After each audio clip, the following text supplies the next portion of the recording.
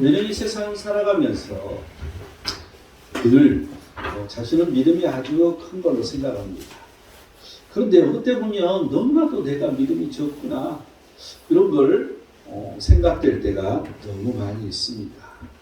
우리는 늘 말씀을 읽는 이유, 우리가 늘 말씀을 묵상하는 이유는 내 믿음을 점검하는 것입니다. 내 믿음이 얼마나 부족한지를 깨닫고 이제 업데이트를 하는 그런 과정인 것이죠. 평생 우리는 이 작업을 하고 살아야 됩니다. 왜냐하면 믿음은 있다가도 없어지고 없다가도 있어지고 왔다 갔다. 이게 우리의 삶 속에서, 우리 환경 속에서 우리 이 믿음이라는 게 자꾸 움직이기 때문입니다. 오늘 이제 이 본문 말씀을 이렇게 보면서 정말 깊이 있는 신앙, 이러한 신앙을 갖는 사람의 깨달음을 우리가 깨닫기 원합니다. 오늘 1절을 보니까 엿새 후에 예수께서 베드로와 야고보와 그 형제 요한을 데리시고 따로 높은 산에 올라가셨더니, 여러분 이 12제자 중에서 특별하게 베드로, 야고보, 그 형제 요한, 이 세 사람이 택함을 받는 걸 볼 수 있습니다.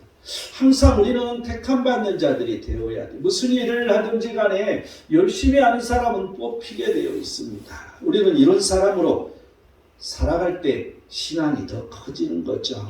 이제 2절 보니까 그들 앞에서 변형되사 그 얼굴이 해같이 빛나며 옷이 빛과 같이 희어졌더라. 여러분 이제 예수 그리스도는 이 내적 생명이 충만한 거죠. 그 안에 영광이 가득 찬 거죠. 그래서 그 안에 영광이 가득 차다 보니까 육신까지도, 또한 그 육신에 덮어 있는 옷까지도 변화되는 것을 우리는 볼 수가 있습니다. 그래서 그 물질적인 이 옷까지 휘어졌다라고 말해주고 있습니다. 여러분 우리는 예수님처럼 될 수 없을까요? 정말 우리는 그 예수님처럼 우리도 휘어질 수 없는 것입니다. 여러분 흰 옷을 입는 자만이 이제 이 천국을 소유할 수 있는 마지막 모든 그런 환난과 핍박을 이기고 승리하는 이기는 자, 그 이기는 자에게 입혀주는 게 흰 옷이라고 말합니다. 요한일서 1장 14절은 우리 가운데 거하심에, 말씀이 육신이 되어 오신 그 하나님께서 우리 가운데 거하심에 우리가 그의 영광을 보니, 그래서 은혜와 진리가 충만하다고 말합니다. 우리는 늘 그 하나님의 영광을 볼 때 그 영광이 우리에게 임하는 것입니다. 우리가 늘 그 하나님과 관계없이 살아가면 그 영광과는 관계없어지는 것이죠. 늘 우리는 매일매일 그의 영광을 볼 수 있어야 됩니다. 빌립보서 3장 21절에는 우리의 낮은 몸을 자기 영광의 몸에 형체와 같이 변하게 하시리라. 그 예수 그리스도께서 우리 몸이 낮춰졌을 때 자기 영광의 몸에 형체와 같이 변하게 하리라. 여러분 우리가 낮은 자로 온전히 그 하나님 앞에서 무릎을 꿇고 경배하는 자로 나아갈 때 그 하나님께서 우리를 변화시켜 주신다는 거죠. 또한 로마서 12장 2절은 오직 마음을 새롭게 함으로 변화를 받으라고 말합니다. 그런데 이 마음을 새롭게 하기 전에 이 세대를 본받지 말라고 말합니다. 여러분 이건 두 가지를 지금 말해주고 있죠. 분리라는 것, 구별이라는 걸 말해주고 있고요. 그리고 또한 내 자신을 새롭게 바꿔라는 걸 지금 말해주고 있는 것이죠. 이 예수의 그리스도처럼 얼굴이 빛나고 휘어지는 변화가 있으려면 그리스도께서 우리 안에 거해야 된다는 거예요.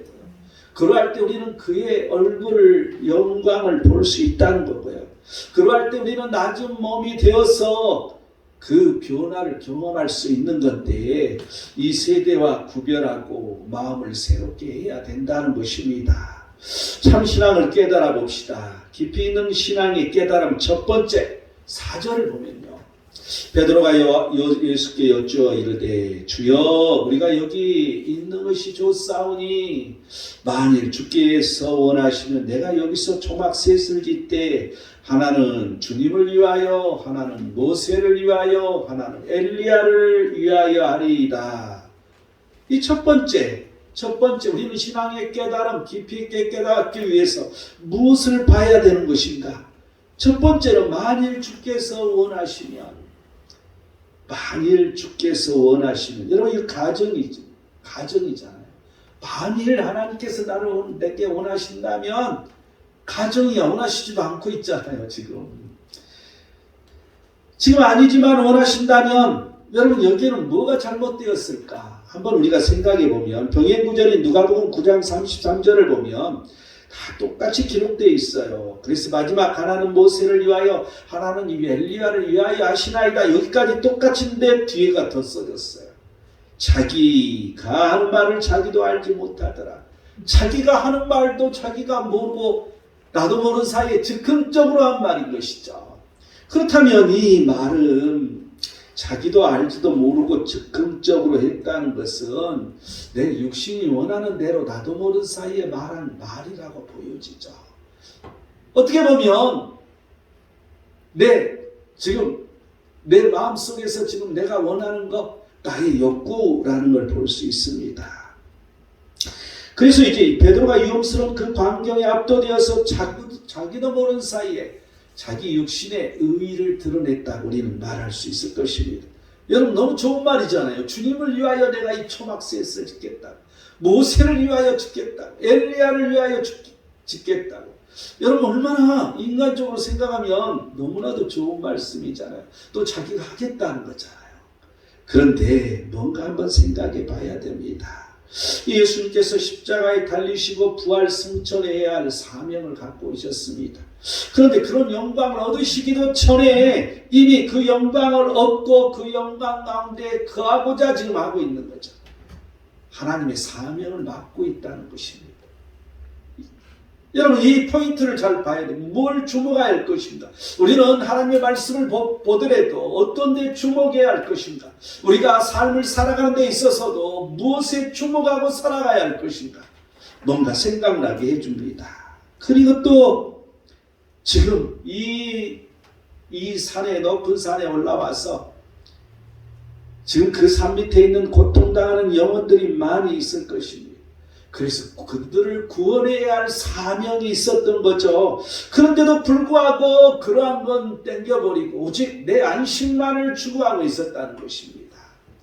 여러분 이게 우리의 삶일지 모릅니다. 하나님께서는 내 구원을 이루어줬으니까 이제 그래 나 끝났어. 그래서 내 안식만을 유지하고 살기를 원하는 우리의 모습들. 여러분 이게 지금 현대 우리의 모습일지 모릅니다.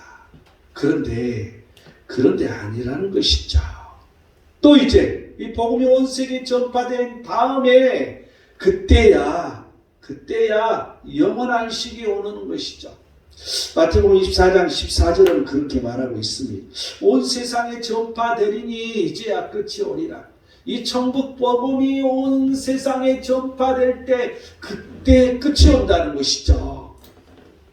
그래서 그 천국 복음을 위해서 사도행전 1장 8절을 말합니다. 오직 성령이 너희에게 임하시면 너희가 권능을 받고 예루살렘과 온 유대와 사마리아 땅 끝까지 이르러 내 증인이 되리라고. 여러분 성령이 임해서 하나님의 증인 예수 그리스도의 그 유업인 증인이 되어야 할 사명이 있는데 그들은 먼저 안식을 구하고 있다는 것입니다. 요한계시록 21장 23절은 그 성은 해나 달의 비침이 쓸데없으니 이는 하나님의 영광이 비치고 어린 양이 그 등불이 되심이니라. 여러분 예루살렘 성이 하늘에서 내려오는데 거기에는 하나님의 영광이 비치고 있어서 이 어린 양이 그 등불이 되심이라는 거죠. 해와 달이 필요 없다는 거야. 여러분 이러한 안식, 이 안식 이것은 먼 미래에 있는 안식이라는 거죠. 그런데 그러한 것들을 땡겨버리고 그냥 지금 이 육신의 편안함만 생각하고 있다는 지금 이 말 우리는 생각할 수가 있습니다. 쉽게 말하면 이 자신의 가정으로 살지 말라는 거죠. 우리는 늘 무슨 일이 있으면 그냥 나한테 둘러붙여서 하나님 말씀을 둘러붙여서 이게 그런 거야. 그래서 내가 원하는 대로 내 욕구대로 내 편한대로 해석합니다. 그런데 그런 가정으로 살지 말라는 겁니다. 육신의 생각, 자신의 의로 살지 말라는 걸 말해주고 있습니다. 항상 우리는 이 육신의 생각 그러면 나하고 거리가 먼 것 같아. 그런데 내 의로 산다 그러면 그런가? 한 번쯤 생각해 보게 됩니다. 여러분 항상 우리는 자신의 의로 살아갑니다. 우리는 이러한 것들을 컨트롤을 해야 된다는 거죠. 그래서 여기 있는 것이 좋사오니, 여기 있는 게 좋다는 거죠. 너무나 좋지 않습니까? 빛으로 그냥 하나님께서, 예수님께서 변형되셔서 그 빛이 자기에게 비추어질 때 너무나 더 좋게 보이는 거죠. 모세도 있고 엘리야도 있고, 아 여기서 살면 되지 왜 내려가? 여러분 이런 생각이 들지 않겠어요? 여기 있는 것이 좋사오니, 여기 있는 것이 좋사오니.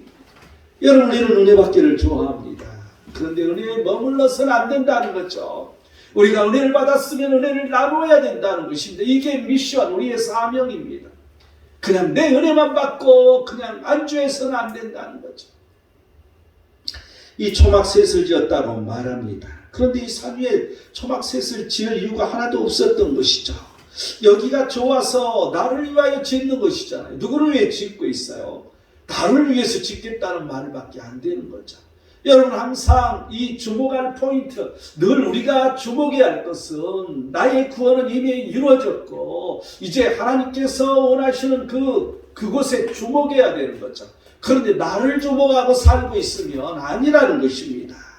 그래서 주님을 위하여 짓겠다고 말해주고 있잖아요. 여러분이 내 의로 머무르는 것이 아니라, 그렇게 내려가는 것이 아니라, 내려가지 않고 머무는 것이 아니라 여기가 좋사오니 내 의로 말해서는 안 되는 것이죠. 하나님의 의를 행해야 된다는 것입니다. 정말 주님을 위한다면 주님의 그 유업이 있지 않습니까? 예수 그리스도께서 우리에게 이제 남기신 그 대위임령 유업을 우리는 행해야 되는 것이죠. 그래서 이 복음의 구원 사명을 행해야 되는데도 불구하고 그런 주님을 위한다는 명분으로, 여러분 이게 우리일지 모릅니다. 이제 교회가 성장하고 교회가 부유해지고 그러면 자기들밖에 모르고 사는 경우가 많습니다. 자기 교인들만을 위해서, 이 자기 교회가 살찌기 위해서. 여러분 이것이 아니라 복음을 들고 세상을 향하여 나가야 되고 복음을 들고 많은 자들에게 베풀어야 되는 교회의 사명을 잊어서는 안 된다는 것을 말해주고 있습니다. 이게 바로 예수 그리스도를 위한 것이라는 거죠. 이게 바로 예수 그리스도께서 십자가에 못 박혀 죽으신 그 이유라는 것입니다. 그래서 주님을 위하여라고 감히 말해서는 안 되는 것입니다. 마태복음 16장 23절은 베드로에게 이제 예수님께서 사단아 내 뒤로 물러가라. 너는 나를 넘어지게 하는 자로다. 내가 하나님의 일을 생각하지 아니하고 도리어 사람의 일을 생각하는도다. 예수님께서는 이제 자기가 죽어야 할 것을 말합니다.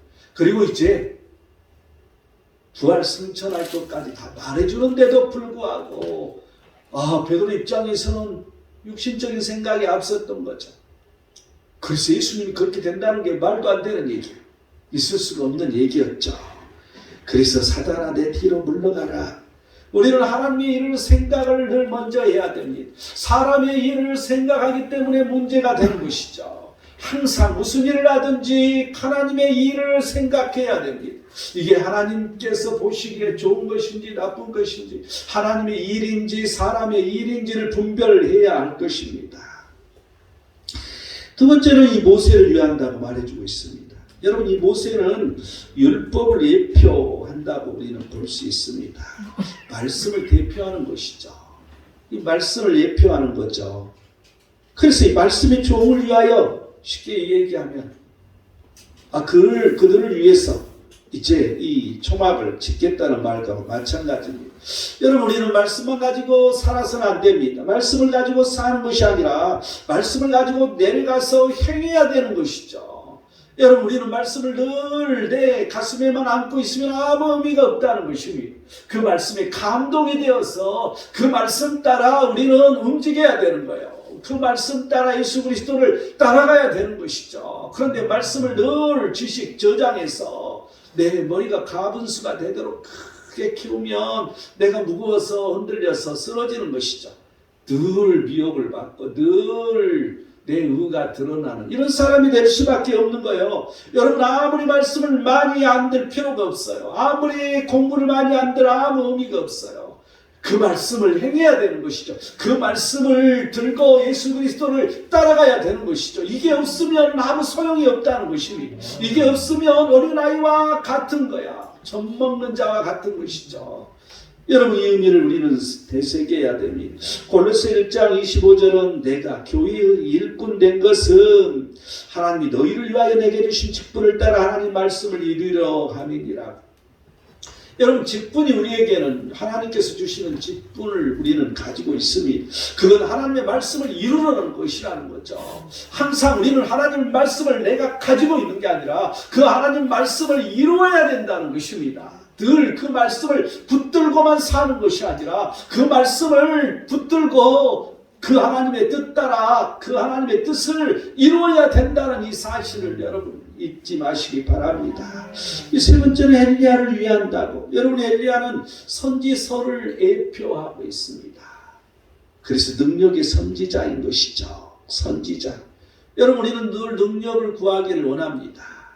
그래서 능력의 종을 위하여 우리는 늘 능력받은 사람한테 가서 막 안수받고 이런 걸 좋아하는 사람들이 많습니다. 여러분, 이 목사를 존중하는 것은 아주 좋습니다. 그런데 능력이 있다고 거기 맨날 쫓아다니고 자기 교회에 나오지 않고 이런 사람은 문제가 있는 것이죠. 어제도 우리 성교회 사람들 종종 이렇게 전화가 옵니다. 그런데 어떤 이 부류들이 이렇게 딱 있어요. 기도받기를 원해서 전화하는 부류들이 있어요. 근데 그렇잖아요. 뜬금없이 전화 와가지고 이 얘기 저 얘기하고 결론은 목사님 기도해 주시면 안 될까요? 그런데 돌이켜 생각하면 좀 어쩔 때는 좀 그러네. 그러면서도 야, 이런 사람도 있구나. 우리는 그러한 건 아주 좋은 현상이잖아요. 그런데 우리가 이 능력 받기를 우리는 늘 원해요. 그런데 나를 위해서 능력을 행하기를 원하는 것, 나를 드러내기 위해서 그러한 능력을 행하기를 원한다는 거죠. 그런 것이 아니라 나를 위해 능력을 구하는 것이 아니라 내려가서 주님을 위해 사용하기 위해서 우리는 구해야 된다는 것을 여러분 기억해야 됩니다. 우리는 늘 내가 하나님께서 가지고 있는 지식, 지혜, 또 하나님께서 주시는 그 많은 재능들, 여러분 이러한 것들을 하나님 앞에서 활용을 해라는 것이죠. 늘 나를 위해서만 살고 있지 않습니까? 여러분, 내가 직장에서, 내가 또한 사업 중에서 내가 먹고 사는 데만 그 재능을 활용할 뿐이지 하나님을 위해서 사용하지는 않는다는 것이죠. 여러분, 한 번도 생각해보지 않는 사람들이 많습니다. 그거하고는 구별돼서 내가 먹고 사는 거하고는 아무 관련도 없는 것처럼 착각하는 사람들. 여러분, 하나님께서 주신 재능입니다. 이 재능을 하나님을 위해서 써라는 것이죠. 여러분, 특별하게 대단하게 무슨 행사를 해서 내가 거기 프로그램에 참여해서 하는 것만이 아니라 내 교회에서, 내가 사는 교회 안에서 그 내 재능을 발휘하는 것은 중요합니다. 여러분, 이게 하나님 앞에 나를 내놓는 것이라는 거죠. 나를 드러내는 것이 아니라 이름 없이 빛도 없이 그 하나님의 영광을 위해서 나를 사용해라는 것입니다. 참 신앙을 깨달아 봅시다. 깊이 있는 신앙의 깨달음. 첫 번째, 무엇을 여러분 깨달았습니까? 내 육신의 생각으로 행하지 말라는 것입니다. 내 육신의 평함으로 행하지 말라는 것이죠. 은혜에 머무르지 말고 은혜를 나누라는 것입니다. 말씀만 붙들고 사는 것이 아니라 말씀을 행해야 된다는 것입니다. 구원을 들고 사는 것이 아니라 구원을 나누는 그 사명을 감당해야 할 것입니다. 이제 깊이 있는 신앙의 깨달음 두 번째 5절을 볼까요? 말할 때 호련히 빛난 구름이 그들을 덮으며 구름 속에 소리가 나서 이르시되 이는 내 사랑하는 아들이요 내 기뻐하는 자니 너희는 그의 말을 들으라 하는지라. 두 번째는 그의 말을 들으라는 것이죠. 여러분, 예수 그리스도의 말을 들으라는 것입니다. 예수 그리스도의 말을 왜 들어야 되는 거야? 하나님은 설명해 주고 있잖아요. 내 사랑하는 아들이니까, 또한 내 기뻐하는 자이니까. 그렇다면 이걸 뒤집어서 말하면 하나님께서, 이 예수님께서 우리에게 들려주시는 그 말씀은 뭐예요? 하나님의 자녀가 되라는 것이고요, 하나님이 기뻐하시는 자가 되라는 것이죠. 여러분, 이렇게 설명할 수도 있는 것이죠. 여러분, 그렇다면 그의 말은 무엇일까요? 그의 말은 수없이 많이 있을 것입니다. 그런데 딱 우리가 부활은 8일째니까 8가지만 뽑아서 한번 살펴보면 8가지만 뽑아보자고요. 가장 중요한 것은 요한복음 10장 7절이에요. 나는 양의 문이라는 거죠. 여러분, 양들의 문이라는 거야. 오직 우리는 그 문말을 들어봐야 되는 거야. 오직 예수 그리스도 외에는 구원이 없다는 것을 우리는 분명하게 알아야 됩니다. 또한 두 번째는 요한복음 10장 9절을 보면 내가 문이니 누구든지 나로 말미암아 들어가면 구원을 받고 또는 들어가며 나오며 꼴을 얻으리라. 항상 그 양의 문을 들어가고 나오면서 꼴을 얻을 때 구원을 얻을 수 있다는 것이죠. 여러분, 우리는 그 예수 그리스도의 그로 말미암아 꼴을 얻을 수 있어야 돼. 또한 요한복음 15장 7절은 너희가 내 안에 거하고 내 말이 너희 안에 거하면 무엇이든지 원하는 대로 구하라. 그리하면 이루리라. 우리는 늘 기도하며 삽니다. 그런데 응답이 없다고 말해요. 늘 기도하며 사는데 응답이 있는데도 모르고 또 살고 있어요. 그런데 그 응답의 조건이 뭐예요? 아버지께서 내가 너희 안에 거하고 내 말이 너희 안에 거하면 그럴 때 이루어진다는 것이죠. 여러분, 항상 하나님의 말씀이 내 안에 거해야 돼. 하나님의 말씀이 내 안에 거한다는 것은 하나님의 말씀을 내 안에서 이 작동해서 행함으로 나가는 걸 말해주고 있잖아요. 하나님 말씀이 내게 무엇을 움직여야 된다는 것이죠. 감동이 있어서 행동으로 드러나고 나타나서 꽃을 피워야 된다는 것이죠. 여러분, 이러한 자에게 그 원하는 대로 구하면 원하는 대로 구하면 이루리라고 말해주고 있어요. 여러분의 핵심을 하나님께서는 찔러주고 있습니다. 또한 요한복음 14장 10절은 아버지께서 내 안에 계셔서 그의 일을 하시는 거라고. 여러분, 항상 내가 아버지 안에, 아버지는 내 안에 계신 것을 믿지 아니하느냐? 이게 아버지께서 내 안에 계셔서 그의 일을 하는 거라는 거예요. 여러분, 내가 기도에 응답받는 것도 하나님의 일이라는 것이죠. 여러분, 그래서 우리는 성령으로 기도해야 된다는 거죠. 성령 안에서 기도해야 된다는 거죠. 기도도 내 마음대로 내 육신의 정욕을 위해서 구하는 것이 아니라 하나님의 영광을 위해서 구해야 되는 것이죠. 여러분, 누구 병든 자를 위해서 기도할 때 하나님의 영광이 드러나기 위해서 기도하는 것과 내 욕구적으로 기도하는 것은 차이가 클 것입니다. 여러분, 모든 것들이 하나님의 영광, 그의 일을 위해서 구하는 것들이 그 포인트에 거기에 주목하는 것이 중요합니다. 또한 마태복음 22장 37절 47절을 보면 내 마음을 다하고 목숨을 다하여 뜻을 다하여 주 너희 하나님을 사랑하라. 그리고 내 이웃을 내 자신과 같이 사랑하라. 여러분, 이 두 계명 중에 첫 번째는 하나님 사랑인데 그 하나님은 사랑은 마음을 다하라고 목숨을 다하라고 목숨 내놓으라는 거잖아요. 내 마음을 이 뜻을 다하라고. 여러분, 뜻을 다해서 하나님을 사랑해야 되는데 우리는 사랑이라고 말하면서 말만 하면서 그렇지 못할 때가 많이 있죠. 여러분, 그래서 우리는 그 하나님 사랑이 먼저고 그 다음에 내 이웃 사랑이라는 것을 기억해야 할 것입니다. 이게 온 율법과 선지자의 강령이라고 예수님은 말씀해 주십니다. 또 마태복음 7장 12절을 보면 남에게 대접을 받고자 하는 대로 너희도 대접하라. 여러분, 이게 황금률이라고 얘기하잖아요. 그래서 우리 모든 사람들에게 그 예수님께서 가르쳐 주시는 것, 항상 내가 받기를 원하면 그만큼 대접하라는 것입니다. 또한 마태복음 5장 7절을 보면 긍휼히 여기는 자는 복이 있나니 뭐라고? 긍휼히 여김을 받는다. 또한 누가복음 17장 4절을 보면 하루에 7번이라도 내게 죄를 짓고 7번 내게 돌아와 회개하노라 하거든 너는 용서하라. 또한 마태복음 18장 22절을 보면 7번을 1번까지라도 용서하라고 말해주고 있어요.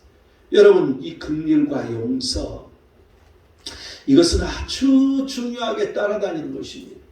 우리가 예수 그리스도를 믿는다면 반드시 필수적으로 있어야 할 것이라는 것이죠. 그렇다면 하나님의 자녀라면 우리는 하나님의 자녀이고 하나님께서 기뻐하시는 자가 되어야 된다고 그랬잖아요.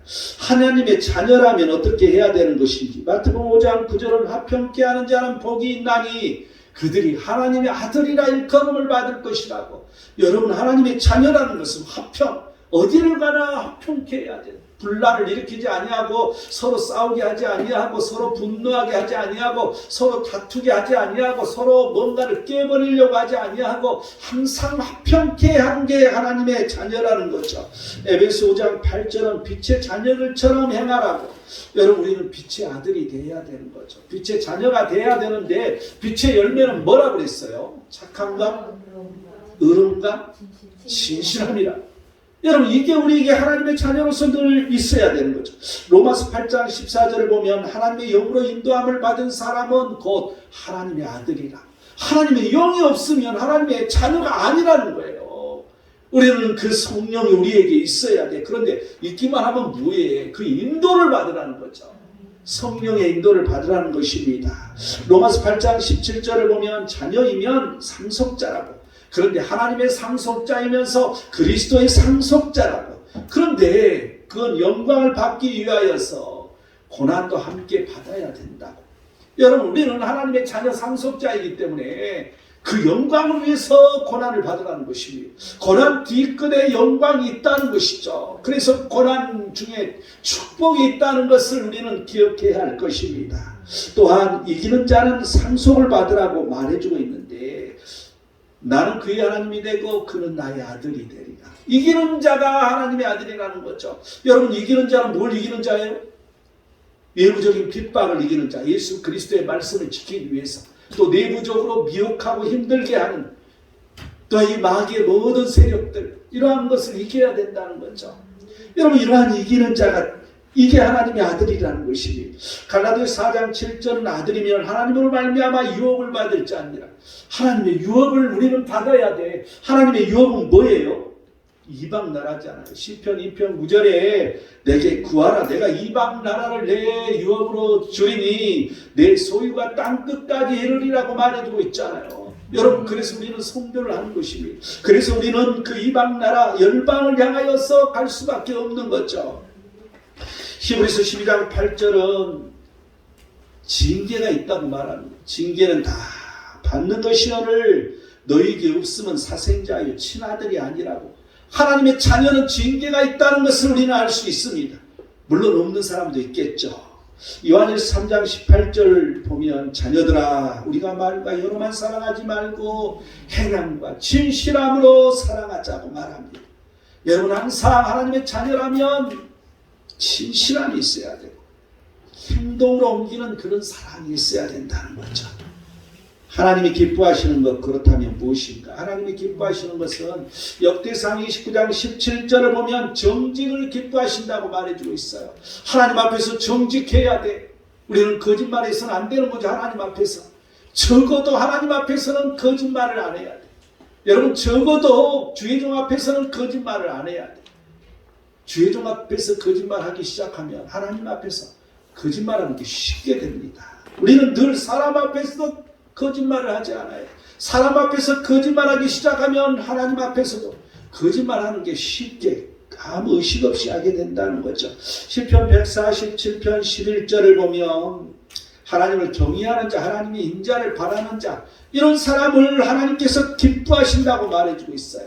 하나님의 그 사랑 베푸시는 것을 여러분 늘 바라야 돼. 늘 구해야 돼. 그리고 두렵고 떨림으로 하나님 앞에 나아가요. 그게 하나님께서 기뻐하신다는 것입니다. 로마서 12장 1절은 너무 잘 알죠. 너희 몸을 하나님이 기뻐하시는 산 제물로 드리라. 이게 바로 영적 예배라. 여러분, 이 영적 예배, 우리는 그걸 하나님께서 기뻐하신다는 것이죠. 또한 요한복음 8장 29절을 보면 항상 그가 기뻐하시는 일을 행함으로 나를 혼자 두지 아니하셨느니라. 항상 그 하나님의 기뻐하시는 일을 우리가 행하는 사람들, 이런 사람을 혼자 두지 않으신다는 것, 하나님께서 항상 함께 하신다는 것입니다. 또한 전도서 2장 26절을 보면 하나님은 그가 기뻐하시는 자에게 지혜와 지식과 희락을 주신다고. 하나님께서 기뻐하시는 자에게 지혜와 지식과 희락을 주신다. 우리에게 희락이 있는 것, 우리에게 지혜와 지식이 있는 것, 우리가 하나님 앞에 기뻐하는 자에게 주신다는 거죠. 그런데 그러한 것도 영원하지 못한다는 걸 설명하고 있습니다.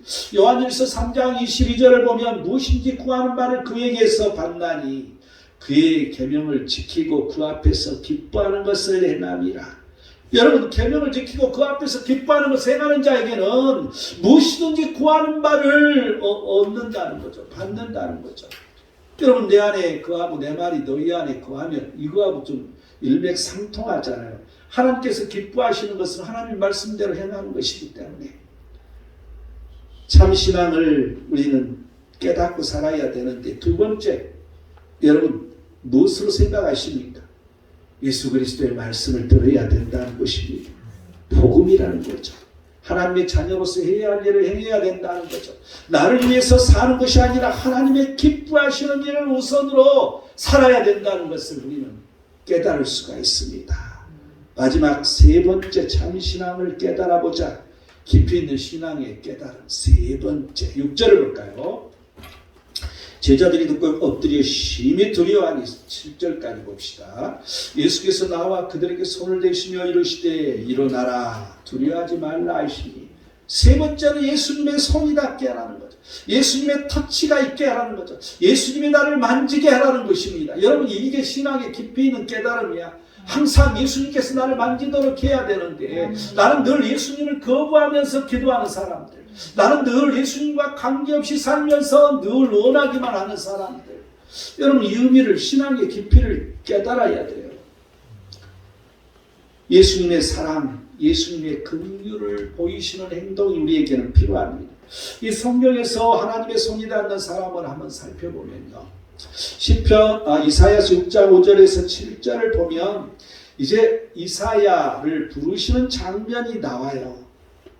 그래서 이제 6절을 보면 그 스랍 중에 하나가 부젓가락으로 제단에서 집은 바 핀스를 손에 가지고 내게로 날아와서 그것을 내 입술에 대며 이르되, 이제 내 입에 닿았으니 내 악이 제하여졌다, 내 죄가 사하여졌다. 여러분 이 핀수술 입에 대임으로, 입술로 대임으로 말미암아, 이건 뭡니까? 사명자로 부르시는 것을 알 수 있습니다. 이사야가 사명자로 부르심을 받았을 때 그런 일이 있었다는 거죠. 여러분 하나님의 터치가 있는 건 사명자로 부르심을 받을 때 터치가 있다는 걸 알 수가 있습니다. 또한 다니엘서 10장 9절에 12절을 보면, 내가 그의 음성을 들었는데 그의 음성을 들을 때 내가 얼굴을 땅에 대고 깊이 잠들었느니라. 한 손이 있어 나를 어루만지기로 내가 떨었더니 그가 내 무릎과 내 손바닥이 땅에 닿게 일으키고, 이건 뭐예요? 손으로 이렇게 가운데 허리를 잡아 하니까 손과 발이 땅바닥에 닿는 거죠. 이렇게 터치를 하고 있습니다. 그래서 12절을 보면 내가 깨달으려 하여 내 하나님 앞에 스스로 겸비하게 하기로 결심하던 첫날부터 내 말에 응답받았으므로, 이제 이 천사가 다니엘에게 지금 하는 말이겠죠. 내가 내 말로 말미암아 왔느니라. 스스로 겸비하기로 결심하고 기도를 딱 시작했는데 그때 이미 알고 하나님이 천사를 보내서 지금 왔다는 거죠. 여러분 얼마나 참 멋있는 말이, 재밌는 말이에요. 하나님은 이미 다 아시고, 그런데 중요한 게 뭐야? 내가 겸비하는 거, 내가 겸손하고 낮아지는 거. 여러분 이게 포인트. 모든 것들은 이 성경의 처음부터까지 다 보면 모든 것들이 중요한 게 겸비, 내가 낮아지는 거예요. 그러할 때 하나님은 움직이시는 거예요.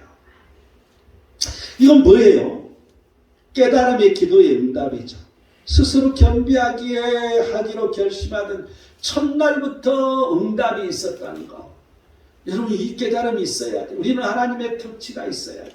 그런데 하나님의 터치가 있기 전에 이미 내가 겸비하고 하나님 앞에 나갔을 때 그때 그 응답이 있는 터치가 있다는 거죠. 여러분 우리는 이러한 터치를 받아야 돼. 늘 낮아지고 겸비해야 돼.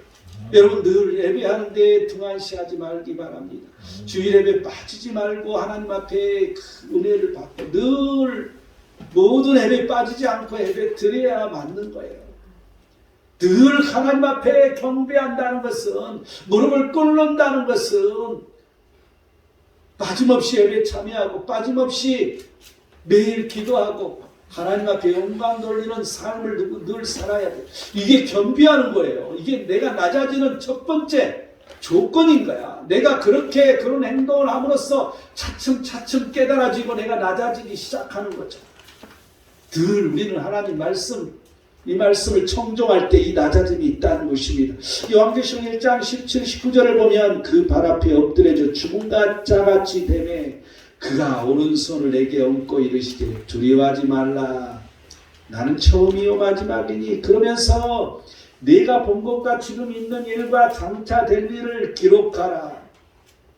여러분, 이 하나님께서 사명을 명하실 때, 할 일을 명하실 때 이런 터치가 있었다는 걸 볼 수 있어요. 하나님께서 우리에게 어떠한 일을 말씀하실 때 하나님의 손이 터치가 있는 거야.